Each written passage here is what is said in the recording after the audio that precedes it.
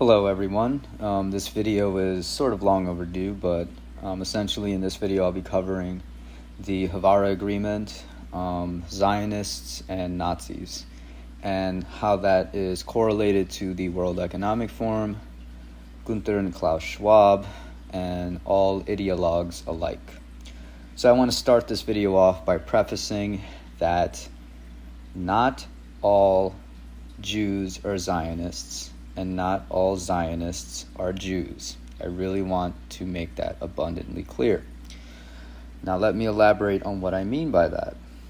So as you can see by this photo over here, we have some Hasidic Jews here who are opposed to Zionism and opposed to the Israeli state. And if you know anything about Israel, you know that the Zionists have completely taken over Israel, right?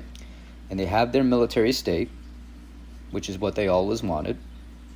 And now they're apprehending their people and people of Jewish faith, people who are devotees to Judaism. So, all practicing Jews or devotees of Judaism believe in the Messiah and that the land of Israel will be returned to them. Jews have prayed to God for thousands of years to return them to their land and to rebuild the temple. Zionism, however, is a movement to take back the land without waiting for the Messiah.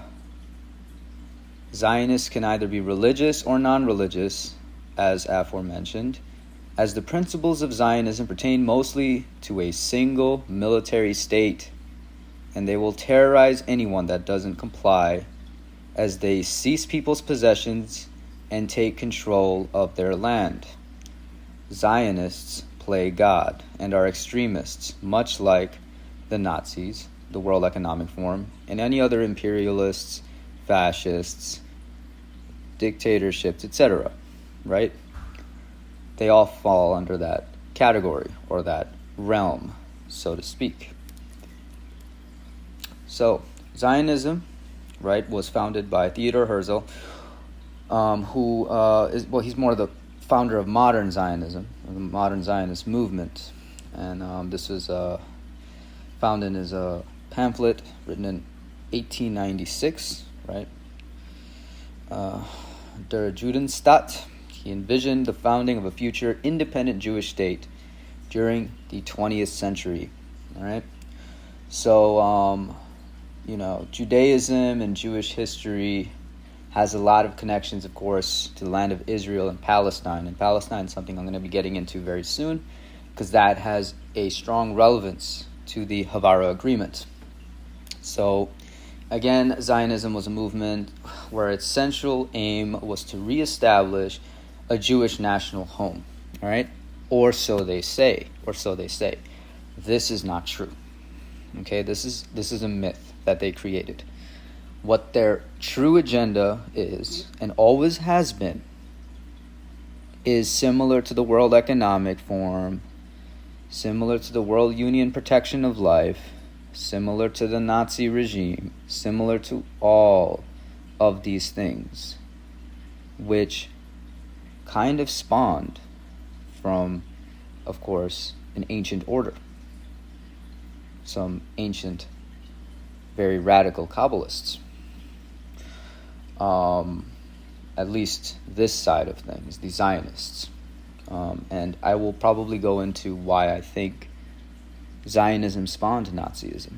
I'll go as far as to say that. Although the only thing that I have as evidence for this is the Havaara Agreement, right? Which I think is kind of evidence enough. And the fact that Zionism came first, Nazism came second. And this whole anti-Semitism thing is a ploy. It was a ploy to cover the tracks and connections between Zionism and Nazism. Okay? So, this goes deeper into the nationalist movement of Zionism and how that ideology really spawned. And, you can kind of read through this yourself. A variety of different Zionisms out there as well. There's more of the, religious Zionism. There is many different sects of Zionism, all pertaining to, again, finding the promised land, or building this one unitary state that they envision.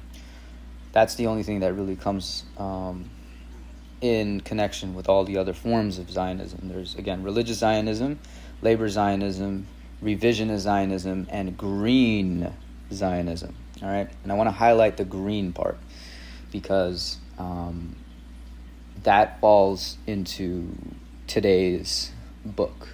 Today's agenda is, at least by today I mean this day and age, everything is pertaining to manipulating green movements, hijacking the fact that our planet is indeed suffering, is indeed dying due to deforestation, due to all these oil companies purposely dumping oil into the ocean, which leads to bleaching of our coral reefs, which depletes our oxygen supply and reduces biodiversity and a myriad of different things that I'm not going to get into.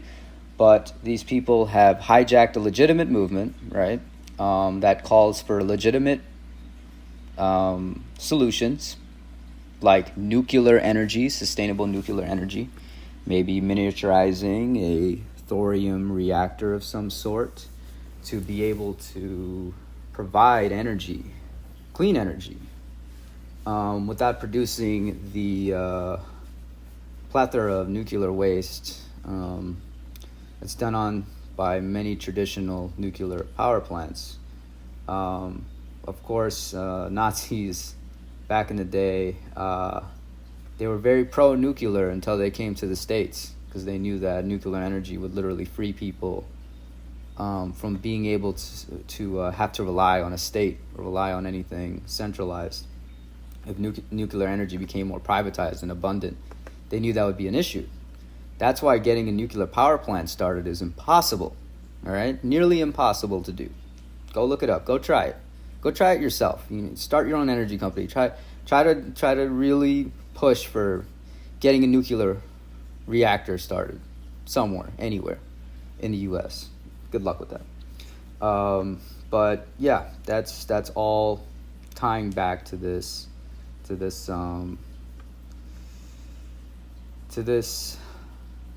Orwellian takeover, so to speak.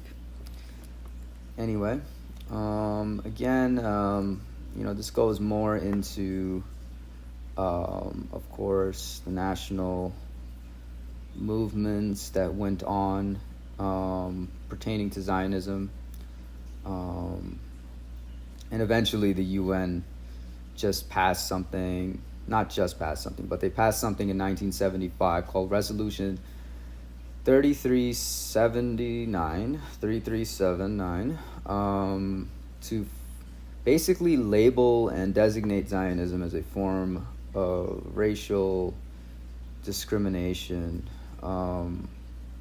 which is honestly just so silly because it's a lot more radical than that.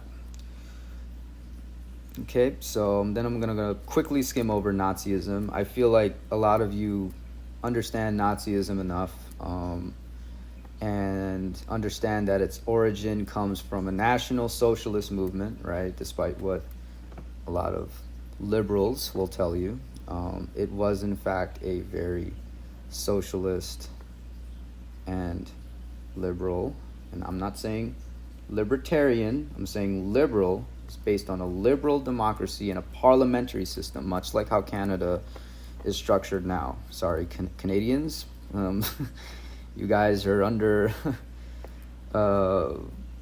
you guys are under a new Hitler.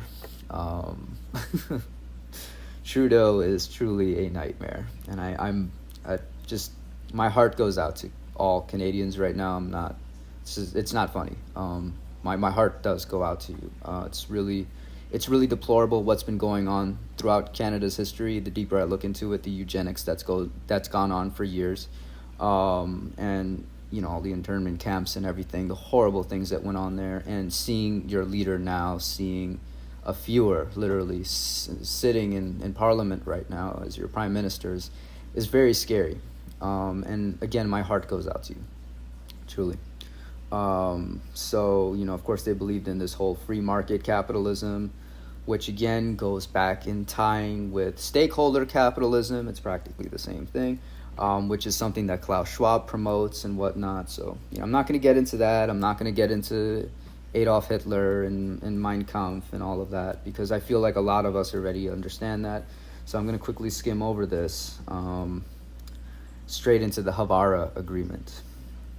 So the Havaara Agreement was a transfer agreement between Nazi Germany and Zionist German Jews on August 25th, 1933. The agreement was finalized. 3 months of talks went on, and the agreement was finally finalized between the Zionist Federation Germany and Anglo-Palestine Bank, which was under the direct order of a Jewish agency at the time, and was one of the main economic authorities of Nazi Germany. So this led to essentially migrating approximately 60,000 German Jews to Palestine. Okay, Palestine. I'm going to highlight Palestine right now because that's really important. It's really important because this is a way for the Zionists to get rid of their impuritans. This was a way for the Zionists to be able to move a troublesome population of German Jews who they believed were not pure and did not belong in the Promised Land to Palestine, because they were protesting and there was a boycott and there was a lot of issues going on. So the Zionists and the Nazis worked together to move that population out from the picture so they can deal with them later, which is exactly what Israel is doing now, because the Zionists have taken over Israel and they're exercising that authority over their people now. And of course, they're doing a number on Palestinians, which I'll get into in a second. But essentially this movement led to, of course, the relocation of these German Jews. And you can see on the right-hand picture here, there is a coin, which is essentially a symbolic gesture of the Zionist state and the Nazis coming together hand in hand, because they're practically the same thing. They believe in the same order, and they're a part of the same agenda, the same ancient order. So, this is just going more into the transfer agreement itself, and a lot of the nitty-gritty on that. I'm going to talk more on the high levels of things, and you can read along with these slides yourself. And I'm just going to talk about the important things here. I really want to read what's on this image here, because I find this very interesting regarding the commemorative coin on the transfer agreement itself between the Zionists and the Third Reich. So the Havaara Agreement was an agreement between Nazi Germany and the Zionist German Jews, signed in, again, August 25th, 1933. And while it helped Jews immigrate, it forced them to temporarily give up possessions to Germany before departing. Does that sound familiar? Them having to give up their possessions, them having to go and leave with the shirts on their backs and nothing more. You will own nothing and be happy. Does any of this sound familiar to you?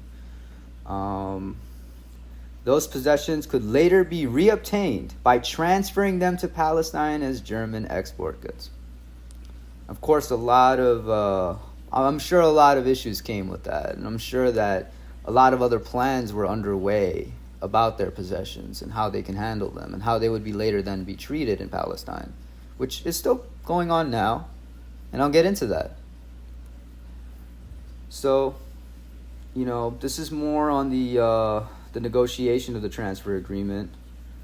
Listener Hufein, director of the Anglo-Palestine Bank, agreed to this particular transfer with the Reich Economics Ministry in 1933. with declining German government support until it was wounded up in 1939. Under the agreement, Jews immigrating from Germany could use their assets to purchase German manufactured goods for export, thus salvaging their personal assets during the immigration. Immigrants with capital of €1,000, about $5,000, 1930s currency value, could move to Palestine in spite of severe British restrictions on the Jewish immigration under an immigration investigator program similar to the modern EB-5 visa. Okay, so they found a lot of little loopholes in order for them to get them over there. And of course, the program ended after the German invasion of Poland in September 1939. Okay. Of course, this is just going over the controversy behind the agreement, which is, of course, abundantly evident. And the right-wing revisionist Nazis and their leader, Vladimir Jablonitsky, were even more vocal in their opposition. The revisionist newspaper in Palestine, Hazitam, published a sharp denunciation of those involved in the agreement as betrayers. Shortly afterwards, one of the negotiators, Chaim Arsalarov, was assassinated. Okay. So, now going back to Palestine. Israel plans, and this is breaking news, Israel plans to force thousands of Palestinians, this is today's news, thousands of Palestinians out of their homes. Thousands of Palestinians will be left without any possessions, without any home, without anything at all. Sound familiar? And, this is back, I think around quite some time ago. A researcher says Israel destroyed Palestinian books. Right? Does also sound kind of familiar to you? Sometimes the best way to occult knowledge is by destroying it. The Nazis knew that. And this is a practice done for thousands of years, where especially the elitists, the archons, so to speak, and those who know about the archons are way ahead of the game. But the archons like to occult knowledge, rewrite history, manipulate it to their own will. And this is an exact replication of that.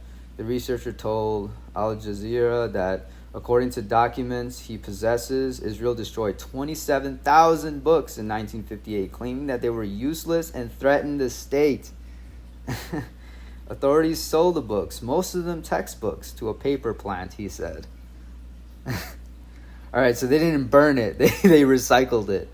Oh my God, man, It's simple to remember, recycle what you use. Wanted to go over this slide here, which goes over some of our world leaders in the U.S. Land of the free, home of the brave.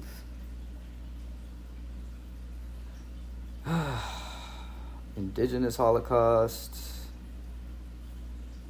home of the slaves. Secretary of Treasury, Attorney General, Secretary of Homeland Security, Director of National Intelligence, White House Chief of Staff, Secretary of State, Double Deputy kill. Secretary of State, Triple kill. Secretary of State for Overkill. Political Affairs, the Office of Science and Technology Policy, Director of Central Intelligence Agency, all of which are affiliated with the Zionist state. And it doesn't end there. CDC Director, CDC Deputy Director, CDC Director, COVID, Cesar, Human Health and Human Services, Assistant for Secretary for Health, CDC Chief of Staff, CDC Chief Medical Officer, Deputy Secretary of State, Pfizer CEO, AstraZeneca CEO, Moderna Chief Scientist, Johnson & Johnson CEO, Senior Pandemic Advisor, Pfizer Chief Scientist, all of which are directly connected to the Zionist state. Oh, and let's not forget BlackRock, the CEO and president, and the Vanguard CEO, all of which are connected to the Zionist state. So, of course, I'm going to quickly go over this, the illusion of choice that all of us have, the left-wing, right-wing dichotomy, red pill, blue pill, two choices bringing you back to the same inevitability, right?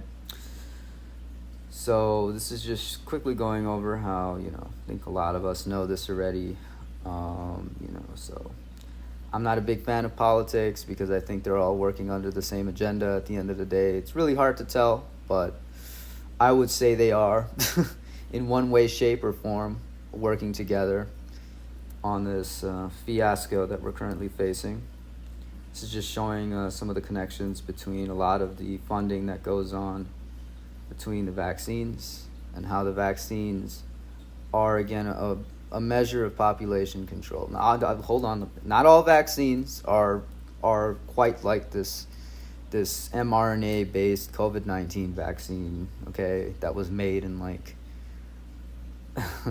a basement of some ghouls in, like, a few months to a year. That doesn't even work, mind you. We're not talking like a smallpox vaccine or mumps or polio here. We're talking, COVID-19. And I had COVID-19. It was pretty bad. I'm not going to lie. I was coughing really bad. I lost my smell and taste for a very long time. I think it was about 3 months. Literally, I couldn't even smell bleach. Like, you could put bleach right to my face and I couldn't smell it. I couldn't taste anything. I even put soap in my mouth just to taste something. Couldn't taste anything. 3 months. It's nothing like I've ever faced. It was quite a weak super weapon, but a super weapon nonetheless. And this goes over again a lot of the people, entities that are at the top here. The think tanks, Committee of 300, Crown Council of 13, and the World Monarch.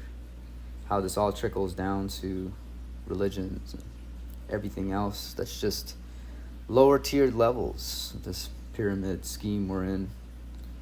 And this chart is a Sephirothic chart going over a lot of the things that I was talking about. Now, gonna try to zoom in here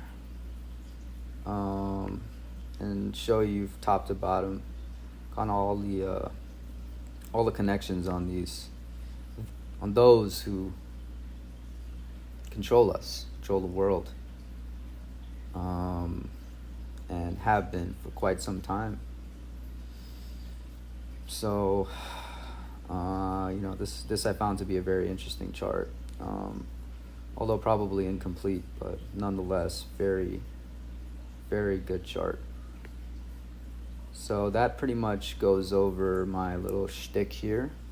And a lot of you are probably wondering, okay, true heart and intent, why did you really set so much focus on Nazism, right? And the reason why is because most people since World War II and onwards have something ingrained in their minds about Nazis that just makes the left wing and, I can't necessarily say the extreme far right wing type because you have the neo-Nazi types. But, the left and right, the moderate left and right, both contract when they see Nazism. They immediately, it triggers their gag reflexes. It just gives everyone an unpleasant feeling who isn't an extremist, of course.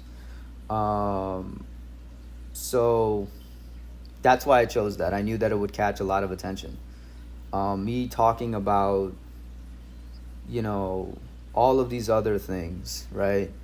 The true masters of society, Committee of 300, etc., the Council of 13, etc., talking about these individuals is really not going to pay off very well. When I'm trying to get people's attention through videos in the comments section. So I wanted to put something eye-grabbing, but accurate. And this is accurate. This is still accurate. I just like to start with something eye-grabbing and then draw all the pieces as I continue to evolve the discussion around great enterprises like the World Economic Forum that currently has their hands in everything. As Klaus would say, we penetrate the cabinets, and it's exactly what he's done to Canada, and that's exactly what he's done to the U.S. We have Joe Biden as president, and he's definitely a WEF puppet, and so on and so forth, right?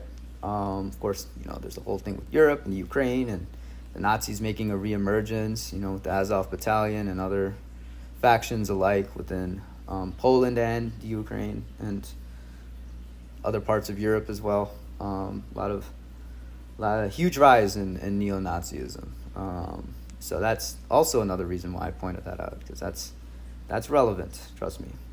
Foot soldiers are just as relevant. Okay, I know that they're not the ones who are really in charge and are at the grand scheme of things and all this stuff like that. I know that Klaus Schwab also has some Zionist connections. When it comes to the Rothschild connection, I know about that as well. So I'm not naive to these things. I'm very privy to this. But again, it's all about what's going to catch people's attention. And this definitely caught people's attention. So that's the main reason I did that. But of course, there are websites out here. Target Freedom USA. They kind of talk about this a little bit.